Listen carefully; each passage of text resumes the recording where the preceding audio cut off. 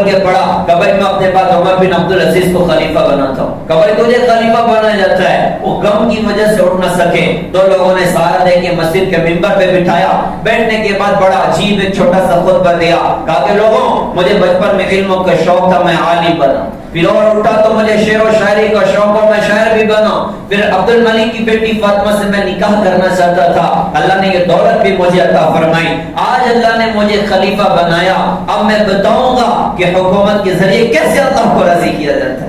تقوی اترا ہوا تھا، جو حکومت کی کرسی پر بیٹھ کر اللہ نے اس بندے کو کہاں پہنچایا۔ کرسیاں انسان کو پیچھے نہیں کرتی، مال کی کثرت انسان کو پیچھے نہیں کرتی، بدعملی انسان کو پیچھے کر دیتی ہے، گناہ انسان کو پیچھے کر دیتے ہیں، بے حیائی انسان کو پیچھے کر دیتی ہے۔ اور پھر دو سال دو مہینہ حکومت کی ہے، اس 2 سال 2 مہینے میں 3 براعظم کو اللہ پاک نے جھوٹ اور سود اور برائیوں سے اللہ پاک نے پاک کیا۔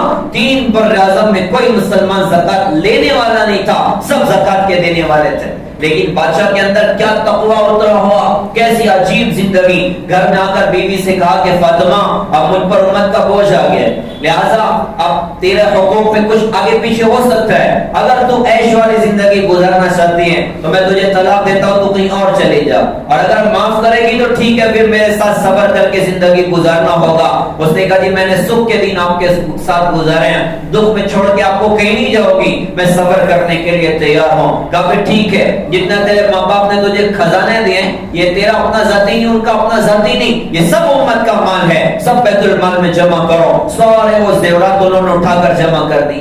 پھر کیسے دن گزرے، بیت المال سے ایک چھوٹا سا وظیفہ طے ہو گیا، اس میں ایک مہینہ گزرا کرتا تھا پورے گھر کا، کئی بچے تھے کئی بچیاں تھیں، ایک مرتبہ گھر میں تو ان کی اپنی بچیاں منہ پہ کپڑا رکھ کے بات کر رہی تھی، تو کہا کہ تمہیں کیا ہو گیا، میں تمہارا والد ہوں، تم مجھ سے پردہ کرتی ہو؟ تو گھر کی خادمہ نے رو کر کہا کہ امیر المومنین آج آپ کے گھر میں کھانے کے لیے کچھ نہیں ہے، بس روٹی تھی، آپ کی بچیوں نے کچا پیاز توڑ کے اس سے روٹی کھائی۔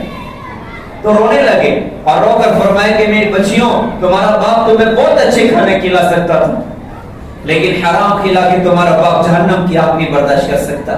ایسے دن گزرے، رمضان کا مہینہ آیا، تو چونکہ رمضان جب ہوتا ہے تو عید بھی قریب ہوتی ہے، اور بچوں میں یہ بات ہوتی ہے میرا چھپل آیا، میرا جوتا آیا، میرا یہ میرا وہ، اب ان کے بچے اور ان کا کوئی انتظام نہیں، ان کے دوستوں اور سہیلیوں کے یہاں پر کپڑے بھی آ رہے ہیں اور سب کچھ آ رہا ہے، تو چھوٹے چھوٹے بچے اپنی امی کے پاس آ گئے، کہا امی ہمارے ابا سے کہیے نا ہمارے عید کے کپڑے تو لا کر دیتے ہیں، ہمارے پاس ابھی تک عید کے کپڑے نہیں، کب آئیں گے؟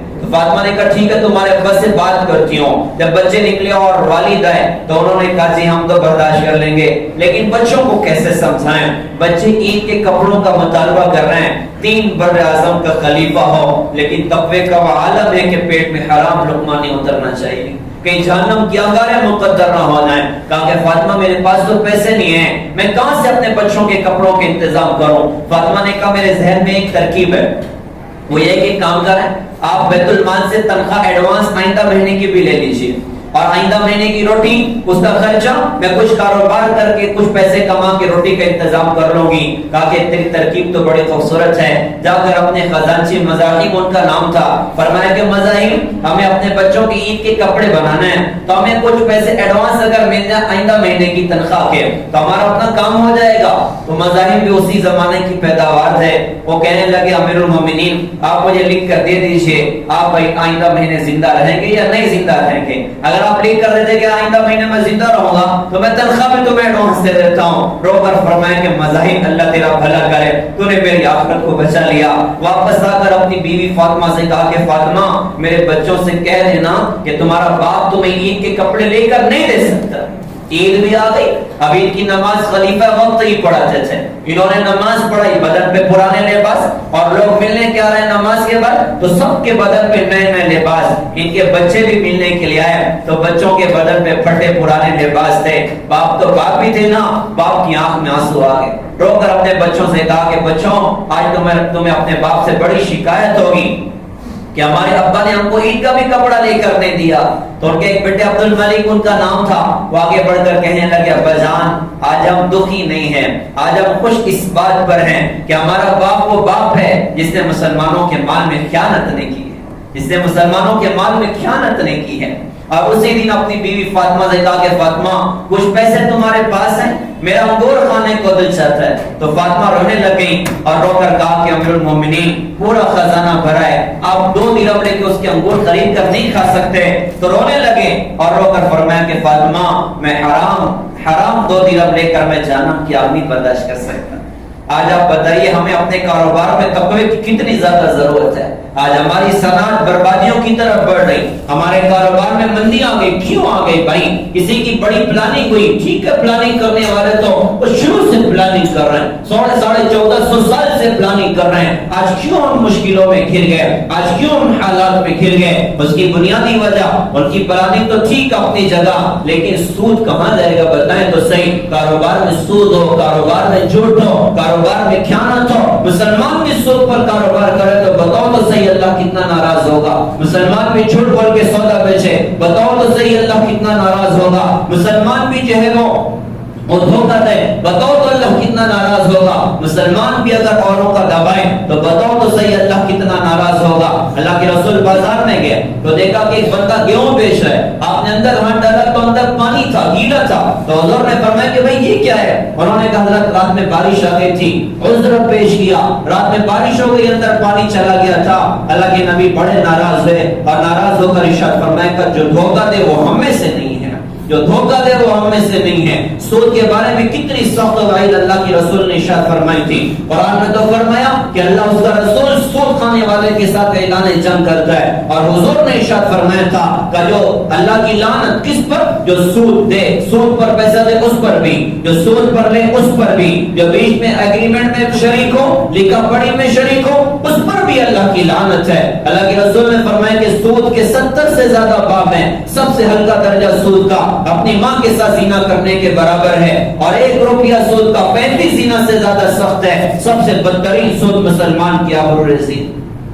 تقوی کی ضرورت ہے کہ ہم اپنی کمائیوں میں بھی تقوی داخل کریں۔ ہمارا اسلام ہم کو مسجد کی 4 دیواری کا دین نہیں سکھاتا، ہمارا اسلام ہم کو بازار میں کھڑے ہونے کا دین بھی سکھاتا ہے، دکان پر بیٹھنے کا دین بھی سکھاتا ہے، ملازمت کا دین بھی سکھاتا ہے۔ ہم دین فالو کریں۔ اللہ کی قسم نفع اللہ اپنے قدرت سے دے کے دکھائے گا۔ اللہ ہے، جب نفع کا فیصلہ کرتا ہے تو مندوں میں نفع دیتا ہے، اور نقصان کا فیصلہ کرتا ہے تو سیزن میں بھی پارٹیاں اندر کرتا ہے۔ ہم اللہ کی شریعت زندہ کریں، ہم اللہ کا دین زندہ کریں، نفع اللہ اپنے قدرت سے مقدر کر کے دکھائے۔ تو عمر بن عبدالعزیز رحمۃ اللہ نے کیسے تقوی کے ساتھ زندگی گزاری؟ اچھا جب دنیا سے رخصت ہونے کا دن آیا تو جو جیسی زندگی گزارتا ہے ویسی موت آتی ہے، اور ویسے ہی آخرت میں اٹھایا جاتا ہے۔ انتقال کا وقت آیا تو حضرت رجا کو بلایا اور بلا کر کہا کہ رجا، میں نے اپنے پیچھے اپنے 3 بڑے بڑے بادشاہوں کو اپنے ہاتھ سے قبر میں اتارا۔ میں نے اپنے سسر عبد الملک کو جب قبر میں اتارا تھا، ان کا چہرہ میں نے کھول کے دیکھا تو ان کا چہرہ کالا ہو چکا تھا، قبلے سے ہٹ چکا تھا۔ اس کے بعد میں نے ولید کو قبر میں اتارا، سلیمان کو قبر میں اتارا، ان سب کے چہرے کالے پڑ چکے تھے، قبلے سے ہٹ چکے تھے۔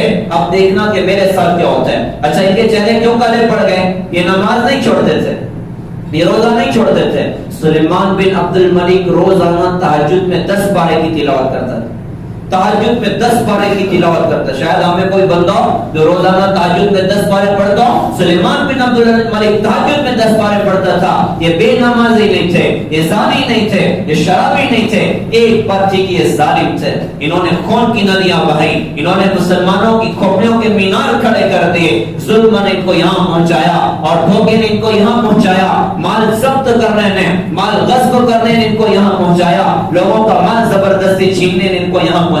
کہ دیکھو میں جا رہا ہوں، میرے ساتھ کیا ہوتا ہے یہ تم دیکھنا۔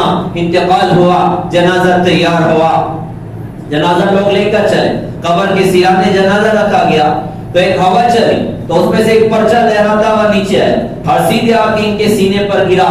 لوگ اکٹھا ہوئے تو بھیا یہ کیا ہے؟ اس کو جب دیکھا تو اس میں لکھا تھا بسم اللہ الرحمن الرحیم براءۃ من اللہ لعمر بن عبدالعزیز من النار۔ یہ اللہ پاک کی طرف سے اس بات کی بشارت ہے کہ اللہ نے اپنے بندے عمر بن عبدالعزیز کو جہنم کی آگ سے نجات دے دی، جہنم کی آگ سے نجات دے دی۔ پیارے بھائیوں، کمائیاں اصل نہیں ہیں، کروڑ پتی بن جانا اصل نہیں ہے، ارب پتی بن جانا اصل نہیں ہے۔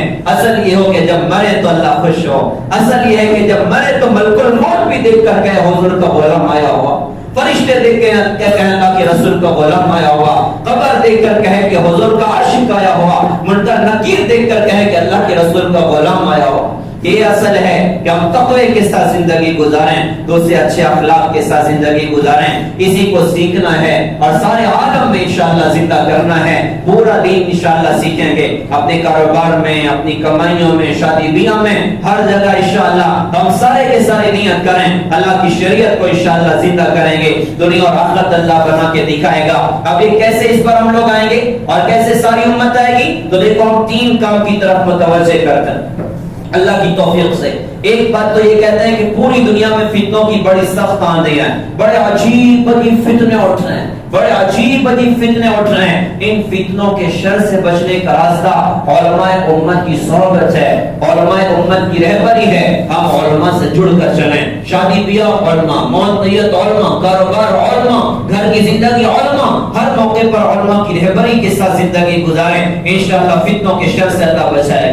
دوسرا جیسے بدن بیمار ہوتا ہے نا، ایسے روح بھی بیمار ہوتی ہے، حسد ہے، جلن ہے، بغض عداوت ہے، بڑا بننے کا جذبہ ہے، حب جا حب مال ہے، یہ بڑی سخت خطرناک برائیاں، ان کے ختم کرنے کا راستہ اللہ والوں کی صحبت ہے، اللہ والوں کا ساتھ ہے۔ اللہ توفیق دے کسی اللہ والے کے ہاتھ پر ہاتھ دیں، ان کی رہبری میں زندگی گزاریں، ان کی تعلیمات کے مطابق اپنے اصلاح کریں۔ اور ایک تیسرا کام بڑا خوبصورت تھا، دعوت و تبلیغ کی خوبصورت محنت، جس کو 7 بر اعظم میں اللہ نے اپنے کرم اور فضل سے چلایا ہوا کہ دنیا میں چل پھر کر اپنے نبی کے دین کے لیے محنت کی جائے، اپنے نبی کے دین کے لیے اپنے آپ کو لگایا اور کھپایا جائے، جس سے صحابہ نے اللہ کے دین کے لیے اپنے آپ کو لگایا۔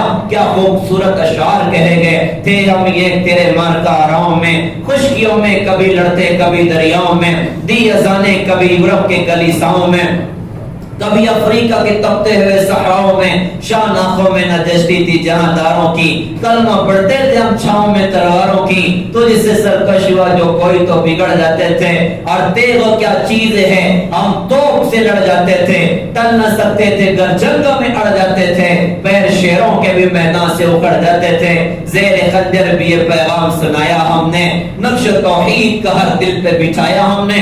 ساری دنیا کو صحابہ نے کھنگالا کہ دنیا میں اللہ کا دین زندہ ہو، ہم بھی نیت کریں۔ ہماری دعوت و تبلیغ کی بڑی خوبصورت سی محنت ہے، جتنا اللہ پاک ہمت اور حوصلہ عطا فرمائے اپنے آپ کو دین کے کاموں میں لگانا، مثبت بن کر، اخلاق کے ساتھ، اخلاص کے ساتھ، نرمی کے ساتھ، ہر ایمان والے کو اپنا بھائی سمجھ کر، ہر ایک کو اپنا سمجھ کر، ہر ایک کے درد کے ساتھ دین کے کام میں چلیں گے اور یہ تینوں کاموں میں انشاءاللہ لگیں گے۔ اللہ کی ذات سے پوری امید ہے، دنیا اور آخرت کی عزتوں کے اللہ فیصلے کر کے دکھائے گا۔ اس سے بھائی ہم سارے کے سارے نیت کریں، انشاءاللہ ان اعمال سے جڑیں گے۔ اللہ تعالی ہم سب کو قبول فرمائے، عمل کی توفیق دے۔ ایک مدرسے کی بنیاد الحمدللہ مالیگاؤں شہر میں ڈالی گئی ہے، جامعہ اسلامیہ دارالعلوم مالیگاؤں، اس کے ذمہ داروں میں الحمدللہ میں بھی ہوں، اور ارادہ یہ ہے کہ آگے اس کو پورے دیوبند کا پورا نصاب انشاءاللہ وہاں شروع کرنا ہے اور اسی طرز پہ انشاءاللہ پوری محنت کروانی ہے۔ اور ابھی الحمدللہ تقریباً 80 بچے ناظرہ میں اور حفظ میں، اس میں کافی بچے ماشاءاللہ پڑھ رہے ہیں، انشاءاللہ اس کے تعلق سے ابھی اعلان بھی ہوگا، تو آپ حضرات سے درخواست ہے کہ اس کا پورا تعمیر کا ایک پورا مستقل ایک نظام چلانا ہے، تو اس میں تعاون فرمائیں۔ اللہ تعالیٰ ہم سب کو قبول فرمائے، عمل کی توفیق عطا فرمائے۔ وآخر دعوانا